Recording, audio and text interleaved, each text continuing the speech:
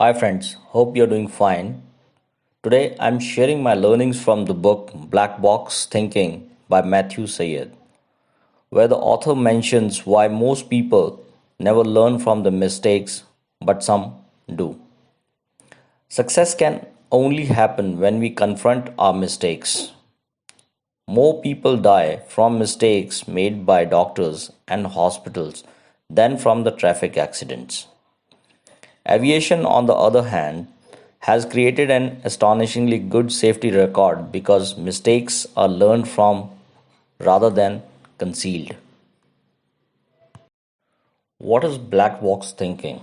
According to Syed, the black box thinking is about the willingness and the tenacity to investigate the lessons that often exist when we fail, but which we rarely exploit. Furthermore, it is about creating a systems and cultures that enable organizations to learn from errors rather than being threatened by them. A failure to learn from the mistake has been one of the single greatest obstacles to human progress. A progressive attitude to failure turns out to be a cornerstone of success for any institution. Society as a whole has deeply contradictory attitude to failure. Even as we find excuses for our own failings, we are quick to blame others who mess up. It is partly because we are so willing to blame others for their mistake that we are so keen to conceal our own.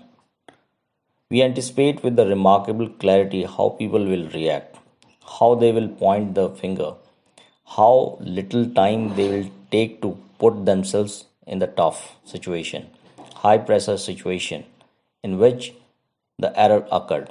The net effect is simple, it destroys the openness and spawns cover ups. It destroys the vital information we need in order to learn. Only by redefining failure will unleash progress, creativity, and resilience.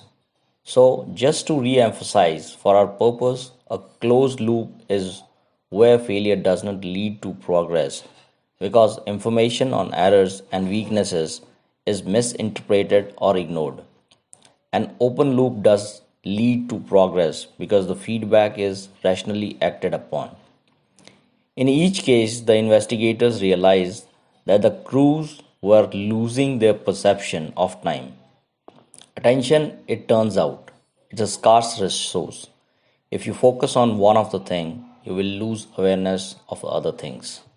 The problem was not lack of diligence or motivation, but a system insensitive to the limitations of human psychology.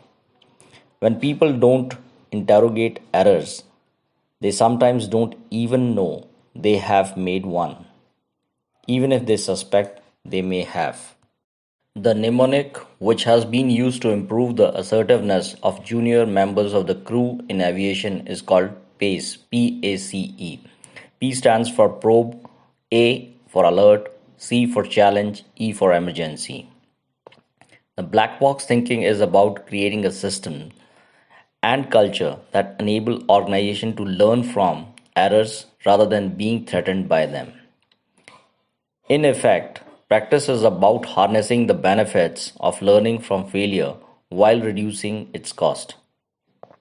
It is better to fail in practice in preparation for the big stage than on the big stage itself. This is true for the organizations too, which conduct pilot schemes and in the case of aviation and other safety critical industrial tests, ideas in simulators.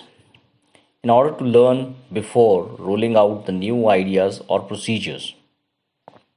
The more we can fail in practice, the more we can learn, enabling us to succeed when it really matters.